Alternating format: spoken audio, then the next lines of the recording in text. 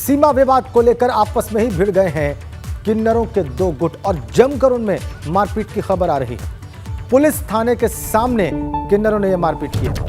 किन्नरों के दो गुटों ने थाने में जबरदस्त हंगामा किया है। दोनों गुटों से पूछताछ कर रही है पुलिस। कौशाम्बी के सैनी थाना इलाके का ये सारा मामला। पुलिस थाने के सामने ही किन्नरों ने मारपीट की और दो गुट थाने में आमने सामने किन्नरों के। दोनों गुटों से पूछताछ कर रही है पुलिस। जमकर मारपीट किन्नरों के दो गुटों में। कौशाम्बी से खबर, सीमा विवाद को लेकर आपस में भिड़ गए किन्नरों के दो गुट। जैसा कि आप देख रहे हैं, सीमा का विवाद था। कौन किस इलाके में जाएगा, कौन किस इलाके में नहीं जाएगा, और इसको लेकर देखिए।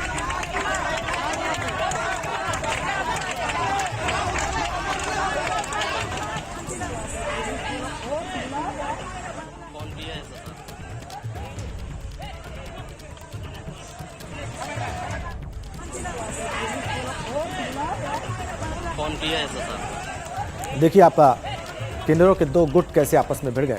और ये कौशाम्बी के सैनी थाना इलाके का मामला है। दो गुटों में जमकर मारपीट हुई। एक और बड़ी अपडेट आपको दे दें, यूपी में एक और विधायक की सदस्यता रद्द हो गई है। खतौली के भाजपा विधायक विक्रम सैनी की सदस्यता रद्द होने की खबर है। एमपी एमएलए कोर्ट ने 2 साल की सजा सुनाई और सजा होने के साथ साथ विक्रम सैनी की सदस्यता स्वतः ही रद्द हो गई। कवाल कांड में विक्रम सैनी को सजा मिली थी 2 साल की और अदालत के इस आदेश के साथ ही विक्रम सैनी की सदस्यता रद्द, स्वतः रद्द। अब तक इस प्रकरण में जो हुआ आपको बता दें, मुजफ्फरनगर के कवाल गांव में हत्या हुई थी विक्रम सैनी की। और आपको बताएं कि गौरव और सचिन नाम के 2 युवकों की हत्या हुई थी वहां पर। इसी में सजा मिली। विक्रम सैनी को 2 साल की सजा हुई, जुर्माना भी लगा। सदस्यता रद्द करने को लेकर जयंत चौधरी ने चिट्ठी लिखी थी विधानसभा अध्यक्ष को और उसके बाद अब खतौली विधायक विक्रम सैनी की सदस्यता रद्द हो गई है, यानी कि खतौली सीट अब रिक्त घोषित। अब इसके बाद इस घोषणा के बाद इलेक्शन कमीशन इस बात का संज्ञान लेगा और उपचुनाव वो घोषित कर सकता है।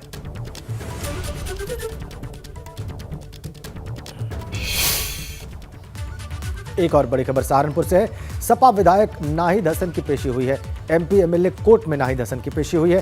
सालों पहले सड़क पर जाम लगाने के केस में नाहिद हसन की पेशी हुई। कोर्ट में नाहिद हसन से मिलने पहुंचे सैकड़ों समर्थक।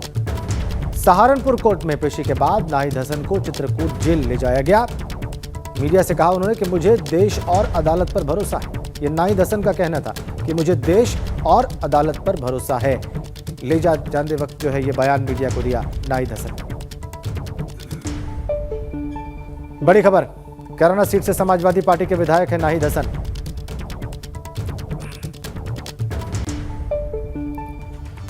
इधर आजमगढ़ की नगर पंचायत जहानागंज के चेयरमैन पद का चुनाव लड़ने की तैयारी कर रहे पप्पू खान की रैली में देश विरोधी नारे लगाए गए।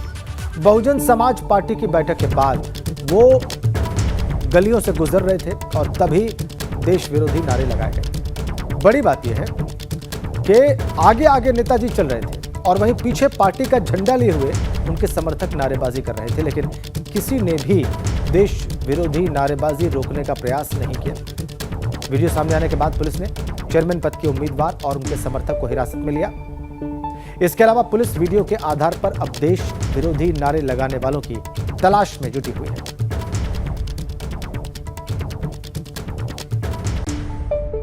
कुछ आपत्तिजनक नारे लगाए जाने की शिकायत कुछ लोगों के द्वारा की गई है। इस वीडियो का अध्ययन किया गया।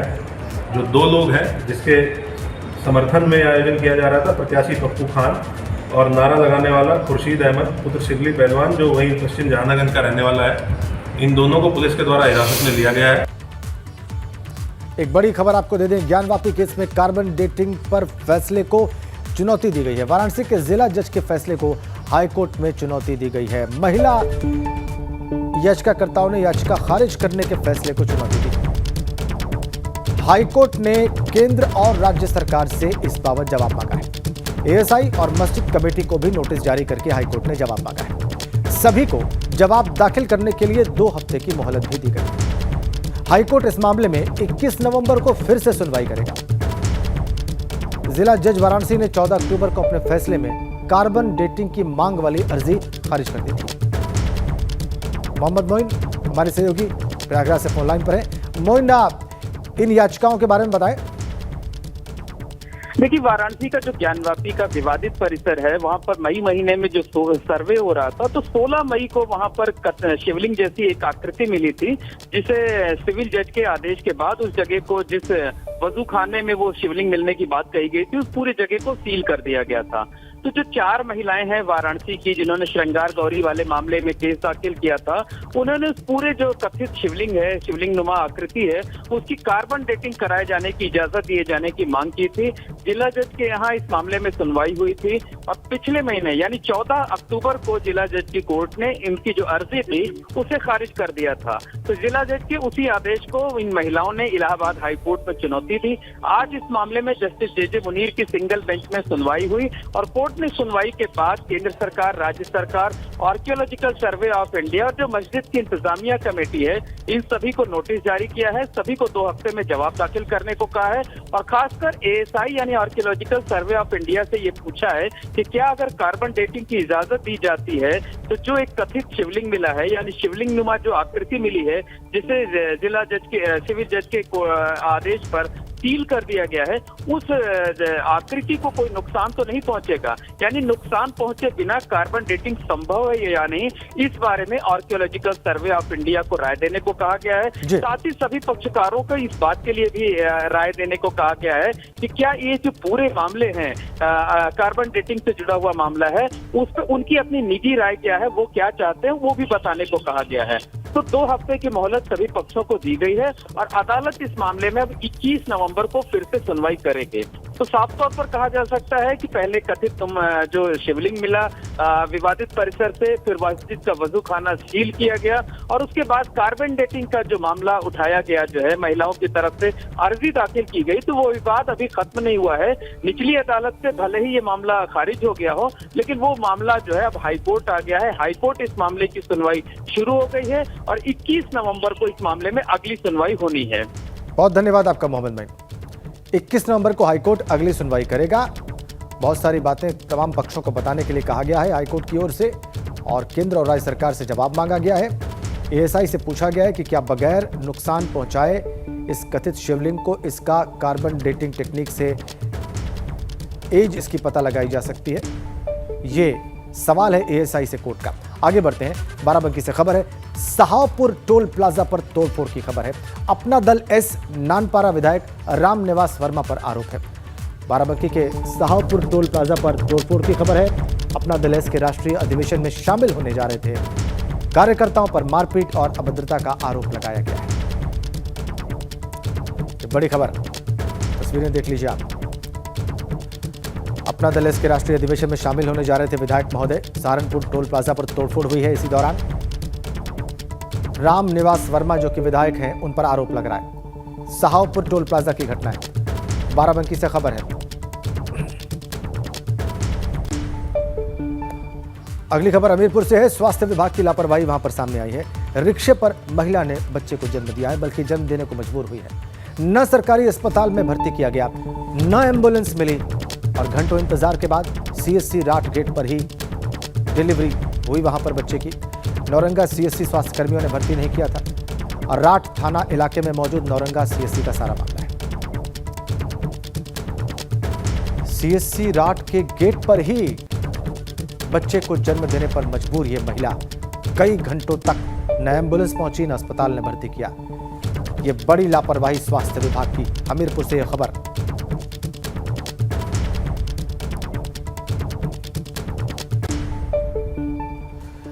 अगली खबर लखीमपुर खीरी से है। सपा का डेलीगेशन पहुंचा है डीएम ऑफिस और सपा डेलीगेशन ने वहां पर डीएम से मुलाकात की है। 2 भाजपा विधायकों के खिलाफ एफआईआर दर्ज कराने की मांग है।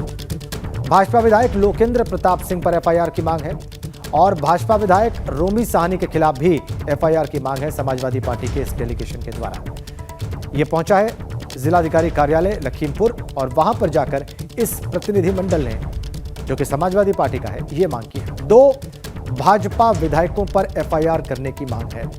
कल मतदान हुआ गोला गोकर्णनाथ सीट पर और आज सपा का डेलीगेशन पहुंचा है डीएम ऑफिस, मांग कर रहा है कि 2 भारतीय जनता पार्टी के विधायकों पर एफआईआर की जाए।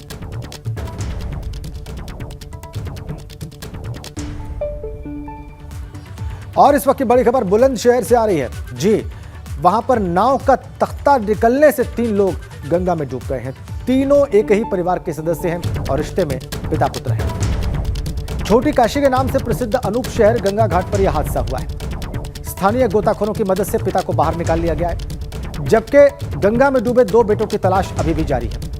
कहा यह जा रहा है कि अतीक नाव पर सवार होकर अपने दोनों बेटों तौहीद और उबैद के साथ गोली लेने जा रहे थे और तभी नाव का तख्ता निकल गया।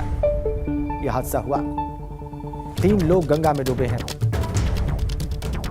बुलंदशहर से खबर है।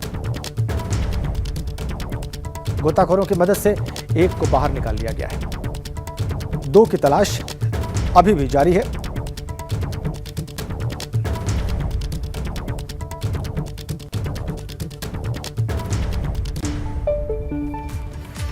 इधर कानपुर में मानव तस्करी का एक सनसनीखेज मामला सामने आया है और इसका खुलासा तब हुआ जब कई महीने तक यातनाएं सहने के बाद सुरेश माझी नाम का व्यक्ति अपने घर पहुंचा। दरअसल 6 महीने पहले सुरेश माझी नौकरी की तलाश में भटक रहा था। इस दौरान उसके एक परिचित विजय ने नौकरी का झांसा देकर उसे बंधक बना लिया और कई प्रकार की यातनाएं दी। यहां तक कि उसकी आंखों में केमिकल डालकर उसे अंधा तक कर दिया गया और बाद में उसे दिल्ली के नागलोई भिखारी गैंग के लीडर के हाथों मात्र 70,000 रुपए में बेच दिया गया। कुछ दिनों बाद सुरेश की तबीयत ज्यादा बिगड़ गई तो भिखारी गैंग के लीडर ने उसे विजय के साथ वापस कानपुर भेज दिया। फिर भी आरोपी विजय का मन नहीं भरा और कानपुर में भी उससे भीख वो मंगवाता रहा। बाद में सुरेश माझी जैसे तैसे अपने घर नौबस्ता पहुंचा तो पूरे मामले का खुलासा हुआ। मामले में मुख्य आरोपी विजय समेत 3 लोगों पर एफआईआर दर्ज। पुलिस की माने तो जांच के लिए टीम भी गठित कर दी गई। बताया अनुसार उस व्यक्ति ने जिससे खरीदा था उसको फ़ोन किया कि यार तुमने 70,000 रुपये में ये माल बेचा है और इसमें 37,000 रुपये का खर्चा है, मुझे ये अपना आदमी ले जाओ, मुझे दूसरा आदमी दो। तो जब वो व्यक्ति रीसेल के लिए कानपुर लाया, उसको उस दिन कहीं और बेचा जाना था, तब तक उसको टेम्पो वाले जैसे आवाज़ लगाते हैं कि किलवाई नगर वाले आ जाएँ, यशोदा नगर वाले आ जाएँ। तो फिर जब आवाज़ें सुनाई पड़ी तो उसको लगा कि मैं लग रहा कि कानपुर में। तो उसने ज़ोर ज़ोर से शोर मचाया। जो राहगीर थे, सुबह की मॉर्निंग वॉकर्स थे, 4 बजे जो भोर में जाते हैं, उन्होंने बचाया। फिर उसने अपने परिवार के किसी व्यक्ति का मोबाइल नंबर दिया, तो परिवार वाले उसको वहाँ से लेके आए। 2 दिन पूर्व किया घटना। और अभी क्या हुआ कि मैंने सूचना दी जब इंस्पेक्टर साहब को, तो लगभग 8 बजे करीब उनके द्वारा कोई ऐसा शक्ति मतलब दिखा नहीं कि वो कुछ करना चाहते हैं, इसलिए हम लोगों को यहाँ सबको आना पड़ा। वहीं इस पूरे मामले पर पुलिस कमिश्नर का कहना है कि मामला दर्ज कर लिया गया है और आरोपी की तलाश की जा रही है। सर, किस तरह से आप लोग इन्वेस्टिगेशन कर रहे हैं और क्या मामला आपके संज्ञान में आया है? कल रात्रि में थाना नौबस्ता में सुरेश माझी नामक जो कच्ची बस्ती का निवासी है, उसने आकर यह शिकायत की है कि उसे 5-6 महीने पूर्व किसी ने यहाँ पर बंधक बनाया था और उसको फिर दिल्ली भेजा गया था। वहाँ पर उससे भीख मांगने के लिए मजबूर किया गया था। किसी तरह से वो बचकर यहाँ पर आया है। जो प्रार्थना पत्र सुरेश ने दिया है, मांझी ने दिया है, उसके आधार पर थाना नौबस्ता में हमने अभियोग पंजीकृत कर लिया गया है। उन्होंने दिल्ली का एक मोबाइल नंबर उसमें अंकित किया है। मोबाइल नंबर से संबंधित व्यक्ति को आज तलाशा जाएगा, उनसे पूछताछ की जाएगी। इसका पीड़ित का कल मेडिकल वगैरह कराया गया था। डॉक्टरों ने सभी चोटें पुरानी बताई है, नई चोट कोई नहीं है। उसने ये भी आरोप लगाया है कि उसकी आँखें कमज़ोर हो चुकी है और वो प्रताड़ना के कारण ही हुई है।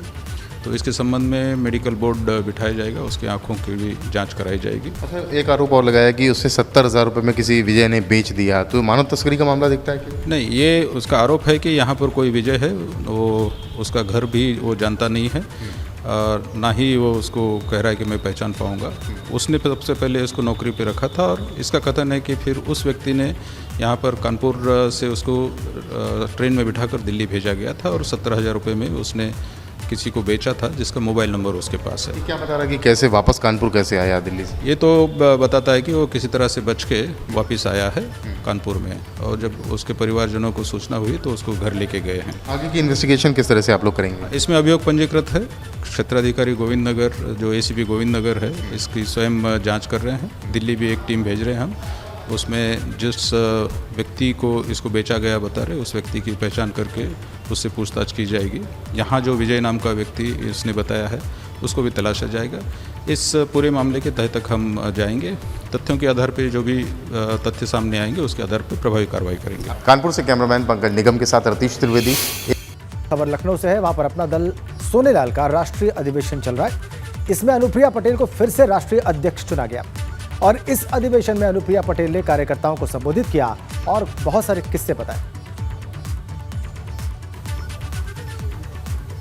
जिस कार्य क्षेत्र में मैंने कदम रखा है मुझे उसका कोई ज्ञान नहीं है,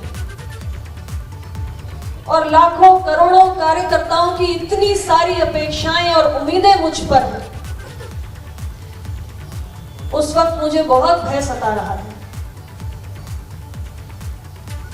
लेकिन मैंने अपने मन में ये संकल्प लिया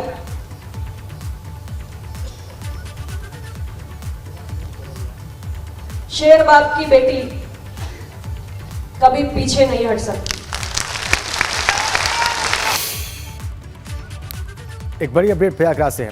पसमानदा मुस्लिमों को साथ जोड़ने पर बोले हैं मुख्तार अब्बास नकवी। विकास में भेद नहीं तो वोट में क्यों होगा, ये बयान है उनका। मोदी सरकार ने मुस्लिमों के साथ भेदभाव नहीं किया, ये भी बयान दिया है नकवी साहब ने। वोट के मामले में मुस्लिम भी भेदभाव नहीं करेंगे, ऐसा उनका कहना है। विरोधियों ने मुस्लिमों को सिर्फ वोट बैंक माना। उन्होंने आगे कहा कि विरोधियों के चलते आखिरी पायदान पर होने की वजह से मुसलमान न तो शिक्षित हो पाए न ही जागरूक। मोदी और बीजेपी की दूसरी सरकारें विकास की रोशनी फैलाते हुए हर जरूरतमंद तक पहुंचने का काम कर रही हैं। सभी के लिए बराबरी से काम किए जा रहे हैं और कतई कोई भेदभाव नहीं किया जा रहा। बीजेपी ने महज वोटों के लिए सांप्रदायिक आधार पर ध्रुवीकरण कराने की कोशिश कभी नहीं की। सबका विकास नारा नहीं है, नीति है और नियत है। और जब नियत और नीति मजबूत होती है तो निश्चित तौर से समाज का सभी हिस्सा साथ आता है। एक चीज़। दूसरी चीज़, जब हमने बीजेपी ने या नरेंद्र मोदी जी ने विकास में कोई भेदभाव नहीं किया तो वोटों में उनके साथ भेदभाव क्यों हो। हम विकास में तो पूछ के नहीं किया कि विकास जो है वो इनको भी होना चाहिए, हिंदू को होना चाहिए, मुसलमान का होना चाहिए, इनका होना चाहिए, इनका नहीं होना चाहिए। जो ज़रूरतमंद है उस तक और विकास की रोशनी पहुँचे, इस संकल्प के साथ काम किया। और मेरठ निकाय चुनाव को लेकर आरक्षण का प्रस्ताव आज शासन को भेज दिया जाएगा। मेरठ नगर निगम में आरक्षण का प्रारूप क्या होगा, इसको लेकर भावी प्रत्याशियों की धड़कनें बढ़ चुकी हैं। कुछ लोग खुद को पहले ही मैदान से बाहर मान बैठे हैं, कुछ वार्ड बदलकर मैदान में फिर से उतरने की तैयारी में। मेरठ नगर निगम क्षेत्र के 1 लाख नए वोटर्स निकाय चुनाव के नतीजों में बड़े बदलाव की कहानी लिख सकते हैं। वैसे वोट्स के आरक्षण पर तस्वीर 1-2 दिनों में साफ हो सकती है। मेरठ नगर निगम चुनाव इस बार वार्डों के आरक्षण और 1 लाख नए वोटर्स की हर तरफ चर्चा हो रही है और नए वोटर्स पर हर कोई अपना अपना दावा भी ठोक रहा है।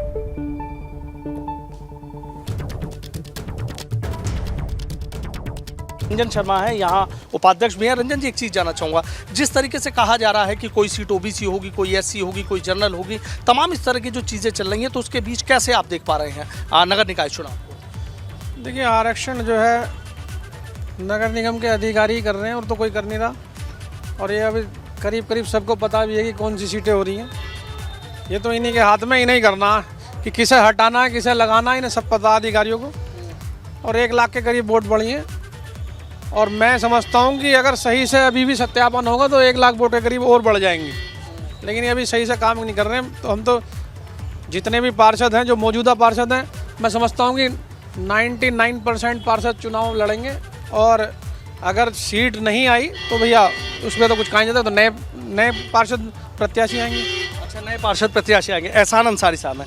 एहसान साहब, आपसे जानना चाहूँगा कि 1 लाख वोट बढ़ी हैं, आपको नहीं लगता हर सीट पर कुछ ना कुछ वोट बढ़ी हैं और कहीं आरक्षण की वजह से सीट बदल भी सकती है, तो आपको नहीं लगता कि कुछ चीज़ें बदलेंगी? नहीं बदलेंगी, लेकिन ये जो है सब अपना ही जैसे ये मनचाही सरकार जो चाह रही है ना, वो काम करने जा रही है कि ज़्यादा से ज़्यादा हमारी सीटें आ जाएं और ये सब पिछड़ जाएं और 2024 के चुनाव में हम आगे निकल जाएं। सविता गुर्जर जी पार्षद हैं, आप ये बताइए, कुछ पता लगा कि सीट बदल रही है या वही रह रही है? हाँ, पता लगा है कि सीट बदल रही है भाई, लेकिन जब जैसा होगा, जो प्रस्तावित होगी उसी के अकॉर्डिंग काम करेंगे। और वोट बढ़ने वाला मैटर तो ये है कि अगर सही तरीके से बनवाई जाए, ये तो 2011 की जनगणना के आधार पर वोट बढ़ रही हैं, वरना 2021 की जो जनगणना होती वो चलो कोरोना की वजह से या किसी भी तरह से नहीं हो पाई, तो वोट तो बहुत बढ़ती। अब इसके बाद देखते हैं क्या सपने संजो रखे थे सब प्रत्याशियों ने, क्या होंगे, किसके होंगे पूरे और किसके जाएंगे, वो तो सीट के परिसीमन के आधार पर। एबीपी गंगा, खबर आपकी, जुबान आपकी।